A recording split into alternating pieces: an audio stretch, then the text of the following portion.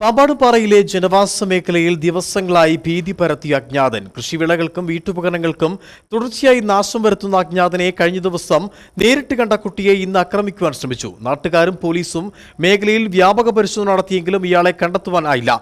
നാട്ടുകാർ ഇപ്പോഴും ഭീതിയിലാണ്.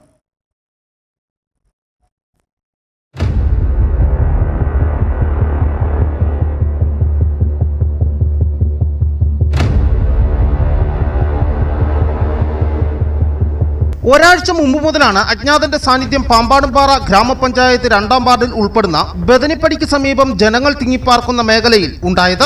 കൃഷിവിളകൾ നശിപ്പിക്കുകയും വീടുകളിൽ ജലസേചനം നടത്തുന്നതിനായി ഉപയോഗിക്കുന്ന മോട്ടോറുകൾക്ക് കേടുവരുത്തുകയും ചെരുപ്പ്, തുണി ഉൾപ്പെടെയുള്ള വസ്തുക്കൾ കിണറുകളിൽ പെറുക്കിയിടുകയും ചെയ്യുന്നതാണ് ഇയാളുടെ രീതി. കഴിഞ്ഞ ദിവസം വൈകുന്നേരം ഒരു കുട്ടി ഇയാളെ കണ്ടിരുന്നു. മുഖംമൂടി ധരിച്ച നിലയിലായിരുന്നു. കുട്ടിയെ കണ്ട ഇയാൾ ഓടി രക്ഷപ്പെട്ടു. ഇന്ന് പകൽ ഈ കുട്ടിയെ ഇയാൾ കയറി പിടിക്കുവാൻ ശ്രമിക്കുകയായിരുന്നു. കുട്ടി ബഹളം വെച്ചതിനെ തുടർന്ന് ഇയാൾ ഓടി രക്ഷപ്പെട്ടു. ഇന്നലെ രാത്രി 6 മണി കഴിഞ്ഞപ്പോഴത്തേനും ഞാൻ ജോലിക്ക് പോകാൻ പുറയിലോട്ട് പോയി. വീടിന്റെ പുറകിലായിരുന്നു. അപ്പൊ താഴെ ഒരാൾ നിൽക്കുമായിരുന്നു. താഴെ അപ്പുറത്തെ പറമ്പിൽ നിന്ന് ഇങ്ങോട്ട് കയറി വരുമായിരുന്നു. അപ്പുറത്തെ പറമ്പിൽ നിന്ന് ഇങ്ങോട്ട് കയറി വന്നപ്പോൾ എന്നെ കണ്ട് തിരിഞ്ഞോടി, പറമ്പിനകത്തോട്ട് ഓടി. പിന്നെ ഇന്ന് രാവിലെ ഞാൻ ഇവിടെ പുറത്ത് നിന്നപ്പോഴത്തേന് എന്നെ കയറി പിടിക്കാൻ നോക്കി. ഇവിടുന്ന് മണ്ടേന്ന് വരുമായിരുന്നു. അതിന് എന്നെ കയറി പിടിക്കാൻ നോക്കി. ഞാൻ കാലിന്റെ മുട്ടിഞ്ഞിട്ട് ചവിട്ടിയപ്പം ഓടുകയും ചെയ്തു, ഇറങ്ങി. കാർഷിക വിളകൾ വ്യാപകമായി നശിപ്പിക്കുന്നതും ഇയാളുടെ രീതിയാണ്.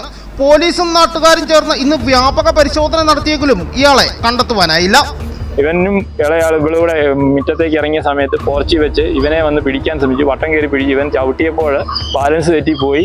അപ്പോൾ ഇവൻ കിടന്ന് കാർ ചെയ്ത് കേട്ട് ഇവരെല്ലാം ഓടി വന്നപ്പോഴത്തേന് നേരെ മേളിലുള്ള ഏലക്കാട്ടിലോട്ട് ഓടി മറഞ്ഞു എന്നാണ് പറഞ്ഞത്. ഞങ്ങളിവിടെ എല്ലാം തപ്പുന്നുണ്ടായിരുന്നു. മേഖലയിൽ CCTV അടക്കം സ്ഥാപിക്കുവാനുള്ള ഒരുക്കത്തിലാണ് പ്രദേശവാസികൾ. പോലീസ് അടിയന്തര നടപടി സ്വീകരിക്കണമെന്നും ഇവർ ആവശ്യപ്പെട്ടു. ജനങ്ങൾ ഭീതിയിലാണ്.